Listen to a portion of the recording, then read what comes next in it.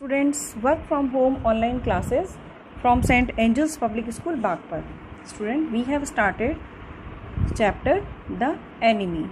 In the first part, we read Dr. Sadao became a famous surgeon and a scientist, and he was not sent with the troop because army journal may need operation anytime, so he was kept in Japan. Now come to the second part of the chapter. Enemy. Clouds were rising from the ocean now.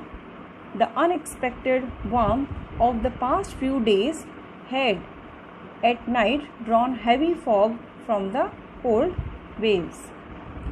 Clouds were rising मतलब अब समुद्र से बादल कर बन रहे थे. The unexpected warm मतलब जो सोची नहीं थी, जिसकी उम्मीद नहीं थी, इतनी गर्मी जो पीछे कुछ दिनों में पड़ी थी, और यही वजह थी कि अब इतना हैवी फॉग यहाँ पर इन ठंडी लहरों से उठकर आ रहा था.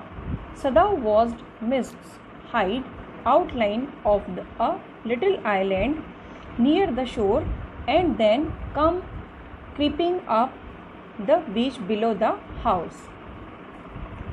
सदाओ देख रहा था mist means fog. Sadao notice कर रहा था कि जो मिस्ट है, जो धुंध है, हाइड आउटलाइंस मतलब उसने जो पाइन्स की आउटलाइन बनी हुई थी आइलैंड पर, उसको पूरा कवर कर लिया. नियर द शोर मतलब समुद्र के किनारे पर. And then come creeping up और उसके बाद ये क्रीप करता हुआ मतलब रेंगता हुआ ऊपर की तरफ बढ़ रहा था. The beach below the house के नीचे की साइड में. रीडिंग अराउंड द पाइन्स मतलब उनको भी घेरते हुए, जो पाइन्स के पेड़ वहाँ पर लगे हुए थे उनको भी कवर अप करते हुए. रीडिंग मीन्स वाइंडिंग अराउंड, उनके चारों तरफ घूमते हुए. क्रीपिंग मीन्स क्रॉल करते हुए. In a few minutes fog would be wrapped about the house too और कुछ ही मिनटों में फॉग ने पूरे घर को भी अपने अंदर लपेट लिया. रैप्ड मीन्स कवर्ड कर लेना, चारों तरफ से लपेट देना. Then he would go into the room where Hannah, his wife, would be waiting for him with the 2 children. और तब सदाओ ने डिसाइड किया कि वो अब अंदर जाए और वहाँ उसकी पत्नी ऑलरेडी 2 बच्चों के साथ उसका इंतज़ार कर रही है. Student, mark the difficult word here. Mist means fog, creeping, crawling. Breathing means here winding round, and wrapped means covered around, चारों तरफ से कवर कर देना. Now come to the next part. But at this moment the door opened and she looked out. लेकिन तभी दरवाज़ा खुला, उसी पर दरवाज़ा खुला और उसने बाहर की तरफ देखा. A dark blue woolen heroine over his kimono मतलब कि उसने एक डार्क ब्लू कलर का हाओरी मीन्स एक फ्रॉक टाइप का उसने अपने किमोनो, जापानीज ड्रेस होती है ये, उसके ऊपर उसने पहना हुआ था. She came to him affectionately and put her arms through his as he stood. और जहाँ पर वो खड़ा हुआ था तो वो वहाँ बाहर आती है और बहुत ही स्नेह के साथ अपना हाथ उसके हाथ पर रखते हुए smiled and said nothing. Smile करती है लेकिन कहती कुछ नहीं. ही हैड मेट हना in America but he had waited to fall in love with her until he was sure she was Japanese. He had met Hana. Who is he here? He here Dr. Sadao. सदाओ जो है हना से America में मिले थे, लेकिन हना से प्यार करने से पहले उन्होंने ये कंफर्म किया कि वो एक जापानीज़ है या नहीं. क्या रीज़न था इसके पीछे? His father would never have received her unless she had been pure in her race. क्योंकि उसके फादर जो कि अपनी कंट्री के लिए सबसे पहले सोचते थे और जापान के अलावा वो बाहर कोई चीज़ नहीं सोच सकते थे, तो इसीलिए सदाओ को पता था कि वो उसको मतलब उनकी होने वाली पत्नी को एक्सेप्ट ही नहीं करेंगे अगर वो सेम रेस मतलब जापानीज़ नहीं हुई तो.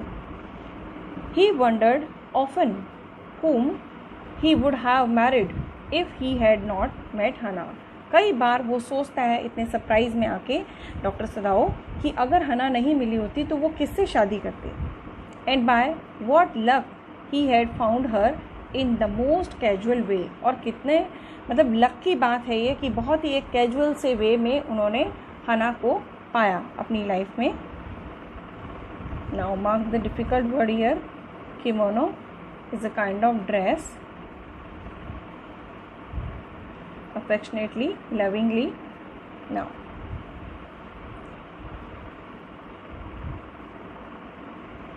बाय चांस, लिटरली, और ये बाय चांस ही थी उनकी मीटिंग जो थी at an American professor house, क्योंकि कहाँ मिले थे सदाओ सबसे पहले हना को एक अमेरिकन प्रोफेसर के घर पर। The professor and his wife had been kind people anxious to do something for their few foreign students. मतलब अमेरिका में सदाओ जिस प्रोफेसर के यहाँ रुके थे, तो वो प्रोफेसर और उनकी पत्नी वैसे तो बहुत काइंड नेचर के थे और बहुत चिंतित रहते थे अपने जो भी बाहर के स्टूडेंट उनके पास रुके हुए थे उनके लिए।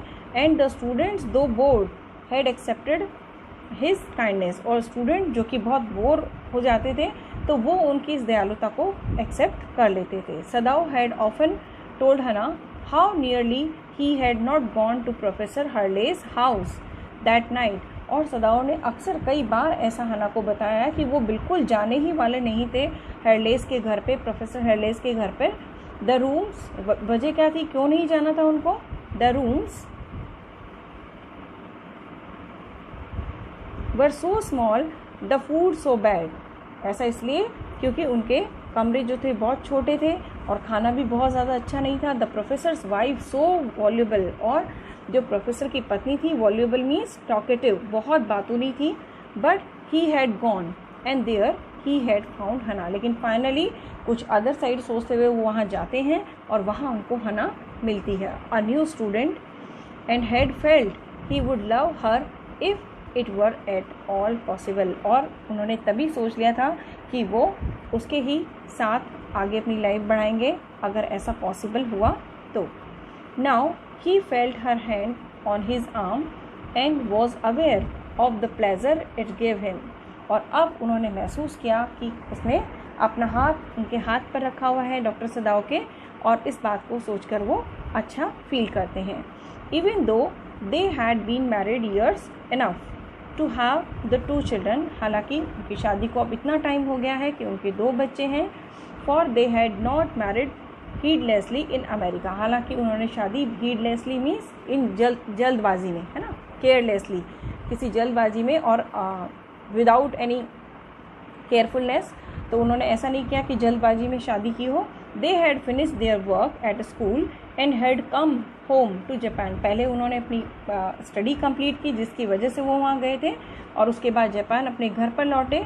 And when his father had seen her the marriage had been arranged in old Japanese way, और जब उनके फादर ने देख लिया हना को, और तब बिल्कुल जापान के जो अपने पारंपरिक तरीके हैं उन्हीं के तहत इनकी शादी हुई। Mark the difficult word here. Voluble means talkative, and heedlessly, carelessly. Now come to the next part.